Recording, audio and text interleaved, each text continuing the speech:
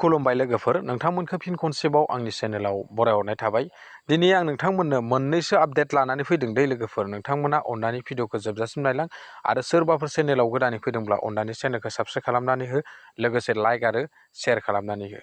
गिबि आपडेटआनो जाहैबाय आंनाव गोबाङानो आंनि जि ई-रिक्सानि जि अनलाइन एप्लाइ खालामनायनि भिडिअ आपल'ड होनाय समाव गोबाङानो माने कमेन्ट्स खालामनानै सोंहरदोंमोन दि आदा बेयो एसटिनि नङा, बेयो माइन'रिटिफोरनिसो, बेयो जोंनि बर'फोरनि नङा, बायदिसिना गोबां खोथा बुंहरदों दे लोगोफोर। नाथाय नोंथांमोना आंनि भिडिअखौ जोबजासिम नायलाङा मुवानो कमेन्ट्सखौ मानो खालामो? नोंथांमोना भिडिअखौ जोबजासिम नायलां अब्लासो नेक्स्ट जोबनायाव नोंथांमोना जेब्ला नुहैगोन अब्लासो नोंथांमोना कमेन्ट्सखौ खालामनानै होदो लोगोफोर। आं बेखिनिखौ नोंथांमोनखौ आरो खावलायहरखाबाय।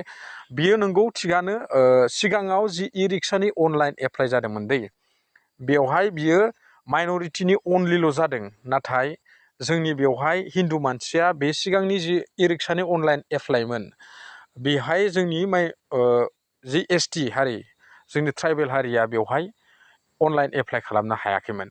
नाथाय नैबे सेकेन्डआव जि ओंखारदों ई-रिक्सानि, बे ई-रिक्सायाव नोंथांमोना बेवहाय नुनो मोनगोन आरो नोंथांमोना बेवहाय मा नुखादों, नोंथांमोननि नैबे गाइडलाइन्स, बे गाइडलाइनखौ नोंथांमोना फरायनानै नायाखै दै लोगोफोर। बे गाइडलाइनाव लिरखानानै होनाय दंखायो। बेवहाय नोंथांमोना नायोब्ला नुनो मोनगोन, आं नैयाव दिन्थिनि, बेवहाय लिरनानै होखादों नै गाइडलाइनाव। नोंथांमोना बेवहाय नैयाव लिरना होखादों नैयाव linguistic minority community and not for religion minorities, माने बेयाव मुस्लिम, बुद्धिज्म, ख्रिस्टान, सिकिम आरो जैन एन्ड फारसि, बेवहाय बेबायदि लिरना होदों दे नै लोगोफोर। नैबेखौ नायनानै ला। बेवहाय जाय बिथांमोना माने माइन'रिटिजों सोमोन्दो थानाय दै, बिथांमोनासो बेवहाय अनलाइन खालामनो हानाय नङा। बेवहाय सोर खालामनो हानाय नङा? मुस्लिम हानाय नङा, बुद्धिज्म आरो ख्रिस्टान, सिख आरो जैन आरो फारसि, बियो माने बेवहाय अनलाइन खालामनो हानाय नङा होननानै नै बेवहाय रोखा रोखा फोरमायनानै होखादों दे लोगोफोर नै गाइडलाइनाव। दानिया नोंथांमोना बेफोरखौ नाया मुवानो माने गोबाङानो कमेन्ट्स खालामो आरो बेजों लोगोसे नोंथांमोना आं दिन्थिनि अनलाइन खालामनानै नोंथांमोना नंमारगोन ना नंमारा, बेखौ जुदि फोथायमारगोन ना माराखै, नैबेवहाय आं नोंथांमोना आरो दिन्थिनि। गाइडलाइन जोबखांनायनि उनाव नैबेवहाय लिरनानै होदों।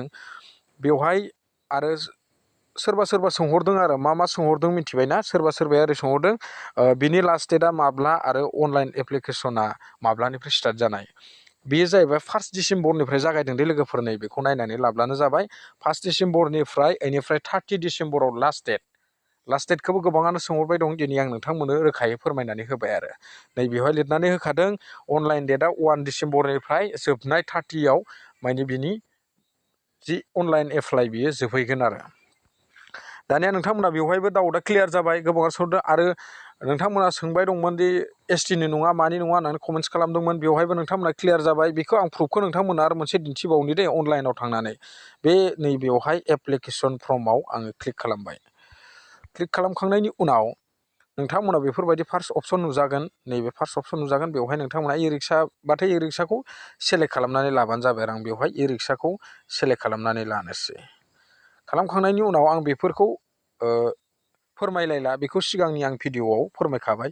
बिनि उनाव बोखोलांबाय था नैबेवहाय नोंथांमोननि मा लिरनाय नुगोन नैबेवहाय नोंथांमोना नायनानै लादै। नैबे 4 नाम्बारनियाव दै, आदार्स इनफरमेसन, बेवहाय नोंथांमोना लिरनाय नुगोन। मा लिरनाय नुगोन नै बेवहाय सेलेक्ट रिलिजन, माने नोंथांनि धोरोमखौ बेवहाय, नोंथांनि जाथिखौ बेवहाय सेलेक्ट खालामनो होदों। अब्लानिया नै बेवहाय नुखाबाय। नै बेवहाय मा लिरनानै होखादों, नैयाव खनसे क्लिक खालामबा नुगोन। नै बेयाव क्लिक खालामनाय लोगो मा नुखो, नै हिन्दुजिम, बेवहाय हिन्दुफोरनि थाखायल' एक्सट्रा बेयो अनलाइन एप्लाइ। बे सिगांनि नङा दे लोगोफोर। सिगांनिखौ गुबुना भिडिअ आपल'ड होनायखौ नायनानैनो माने सानदों मा ई-रिक्साया एसटिफोरनि थाखाय नङा होननानै। नाथाय एबारनि जि अनलाइन एप्लाइ, बे 30 डिसेम्बरनि 1 थारिखनिफ्राय जागायनानै लास्ट डिसेम्बरसिम जि अनलाइन सोलिबाय दङ, बियो अनलि हिन्दुफोरनि थाखाय। नैबेयाव लिरखाबाय हिन्दुजिम। दानिया नोंथांमोना बेयाव क्लियार जाबाय दाउटआ। बेनि उनाव नैबेवहायबो लिरनानै होखादों मा, नैबेयाव सेलेक्टेड कमिउनिटि, नैबे सेकेन्ड अपसनावबो नोंथांमोना नैबेवहाय नुनो मोनगोन।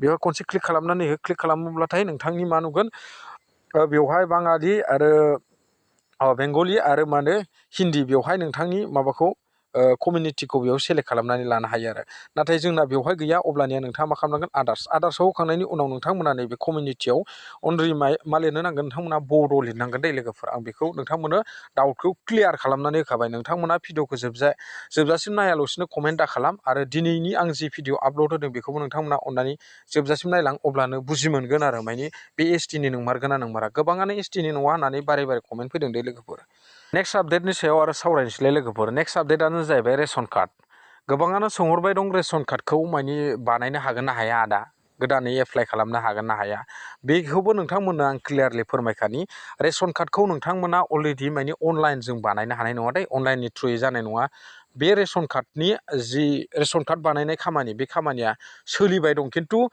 बेयो माने गासिबनिबो थाखाय नङा दै लोगोफोर गासिबोदि बानायलाबाय थानो हागोन बे नङा बेयो माने सिरि सोलिबाय दं नोंथांमोना बेखौ मा खालामनांगोन गाव गावनि जि दखानाव नोंथाङा रेशन जायो गामिनि बेनि रेशननि दखाननि थ्रुयैसो नोंथाङा बानायनांगोन बेखौ बहा बानायो नोंथांमोननि साब डिभिजन अफिसाव बे खामानिखौ मावो आरो दा नोंथांमोना बे खामानिखौ रेशन कार्डनि जि खामानि बे खामानिखौ गाव गावनि जि रेशन कार्ड दखान दङ गामिनि बेवहाय नोंथांमोना सोंहैनानै बिथांमोननिफ्राय खबर लानांगोन दै बेखौ अनलाइनजों हाया आं बेखिनिखौ नोंथांमोननोबो क्लियार खालामनानै होखाबाय बिनि खामानिया माने स्टेप बाय स्टेप सोलिबाय थायो आरो सम सोलिबाय थायो नोंथांमोनाबो मोजाङै सोंहै रेशन दखानाव बिथांमोना क्लियारलि फोरमायहरगोन आरो नोंथांमोननो जि नोंथांमोना जुदि मोनथावगौ रेशन कार्डबा बिथांमोना बानायनानै होगोन आरो आं बेखिनिखौ नोंथांमोननो फोरमायखाबाय दिनैनि जाय बिथांमोना रेशन कार्डनि गोदाननि एप्लाइ सोंहरबाय थादोंमोन बिथांमोननि जि डाउट बे डाउटखौबो आं क्लियारलि फोरमायना होबाय आरो दिनै भिडिअ एसेनोसै लोगोफोर गोजोन्थों